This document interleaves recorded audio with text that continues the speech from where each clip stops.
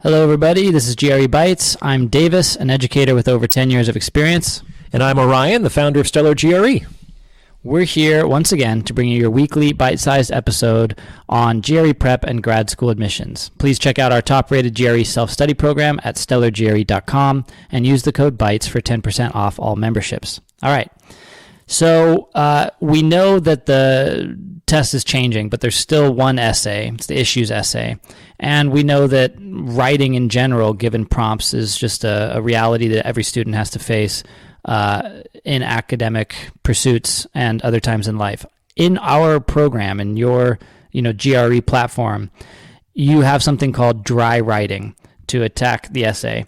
I want to focus in on that today. What is DRI, or dry writing?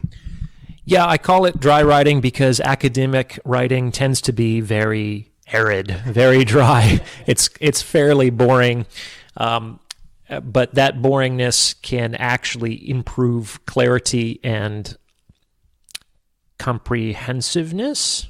Comprehensibility, that's the word I was looking for. Okay, so as you said, this strategy is useful both on the issue essay of the GRE and for academic writing in general, which you as a future grad student will do a great deal of. Now, on the issue essay of the GRE, students are expected to state their position, what they believe, and then provide arguments in support of that position. They then substantiate those arguments with evidence. Arguments are abstract, evidence is concrete. And the best way to substantiate a given argument, both on the GRE and in the real world, is to cite a study. That's the best evidence, is that there is this experiment that was done that was well controlled. These were the outcomes, and this is how we interpret them. Okay? This is concrete and specific. With respect to the GRE, it's better to provide evidence that is closer to like the hard sciences. We want to have citations of academic studies as opposed to like evidence in the liberal arts tradition, which is more good reasons why I believe this to be the case. Okay? So let's say that we are writing about a study. The way that we go about this is to follow the acronym DRI, D-R-I. This stands for describe, report, and interpret. Describe, report, and interpret. Rinse, wash, repeat. Now, describe is a few sentences that talk about the actual structure or design of the study or experiment.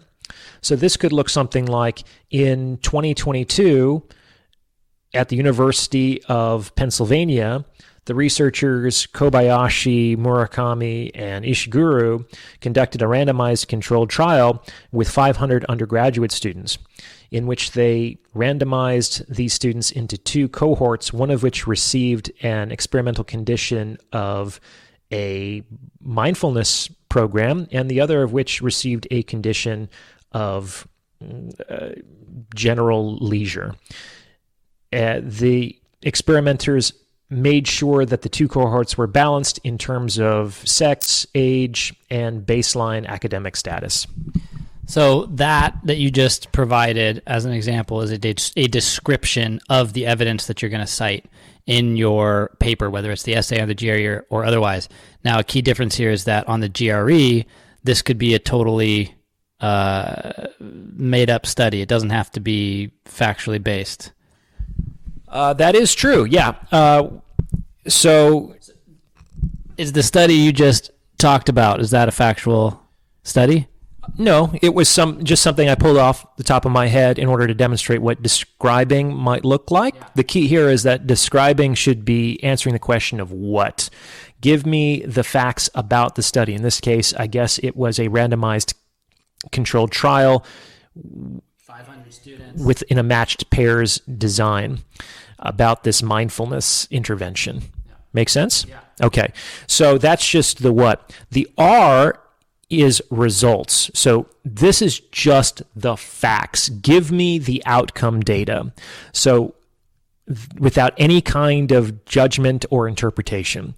So in this case, the results might sound something like, after a 2-week period, the researchers discovered that the students who were assigned the mindfulness condition were 47% more likely to study in the following month than those who were assigned the leisure condition.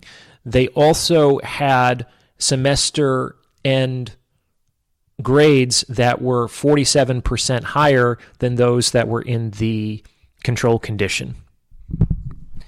That makes a lot of sense. So describe, you're just laying out the framework of what the study did. Results is you're just giving the statistically relevant facts of what happened. That's right. It's just the outcome measures. But that's not enough. We have to make sense of that data, and that's the I in DRI. That's interpretation, interpret. So in this case, we want to make sense of what those statistics might mean for like a human or for a human experience or a high-level understanding. So in this case, that would be what this suggests is that mindfulness may be useful in stimulating student study behavior because it led to that increase in the amount of studying that was done in the following month, and that it may be connected to higher academic outcomes when compared with simply engaging in personal leisure time because of the higher semester end scores on their grades, right? So this brings it back to a human level. It makes sense of this data that we've just heard, and it puts a nice little feather in the cap of this summary of the study. Now, with respect to the issue essay of the GRE, if students focus on writing just 2 sentences for each of these 3 components, 2 sentences for describe, 2 sentences for report, 2 sentences for interpret, in conjunction with a beginning topic transition sentence, a student will be able to grind out substantial body paragraphs one after the other under the time limit. It's a structured format that students can lean on in order to generate a lot of words in not a lot of time.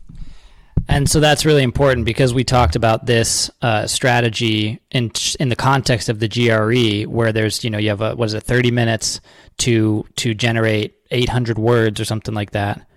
At least 800 words for a top level score.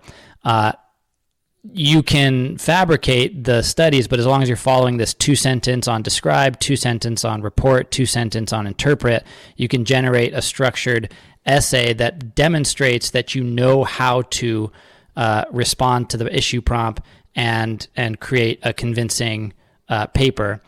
Obviously, in an academic setting, you're not wanting to make any of these up. You have there's no time limit, but within the time limit, as Orion was saying, this can be really powerful. So that is just scratching the surface of what's called the DRI writing strategy, as provided by Stellar GRE. Describe, report, interpret, and when citing evidence for the writing section. Thanks for tuning in. We'll be back more with other topics in another bite-sized episode of GRE Bites. If you have a topic that you'd like to discuss, please let us know at stellargre@gmail.com. Questions are always welcome for clarification also.